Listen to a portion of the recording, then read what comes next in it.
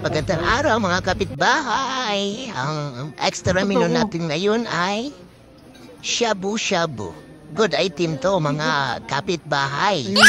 Ayan, sarap na sarap siya sa shabu-shabu. Naihiyang humigo. At ayun na nga guys. Yan yung itsura niya kapag kaluto na. Ayan ang ating mga sangkap. Kasama na dyan ang mais, mushroom, or kabute, bawang. Of course, may sibuyas yan. Puti yung ginamit namin.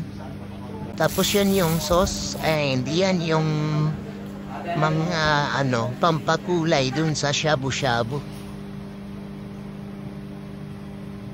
Kasama na dyan yung Baguio Pechay. Tapos noodles. Yan yung pinaka-noodles niya. And of course, mga pampalasa or seasoning. Tapos ito yung gulay din natin. And onion leaves. And of course, yung white onion. Tapos konting patis. Ay na nga mga kapitbahay, ginagahit na yung bawang. And ayan, sinalang na. Kumuha akong police clearance kaya hindi ko na videoan yung yung paggigisa, which is the usual lang naman na ginagawa. So ayan mga kapitbahay, kung mapapansin nyo, may kakaibang itsura or laman. Laman yan actually ng baka.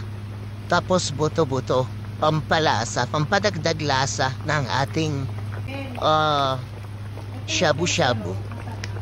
Ayan guys, kunting gulo na lang at iyahain na. Ayan na, tadan, kain na tayo. Tamang-tama sa maulan na panahon. Ayan mga kapitbahay. Sarap na sarap siya dyan, kunwari lang hindi. Kain tayo mga kapitbahay.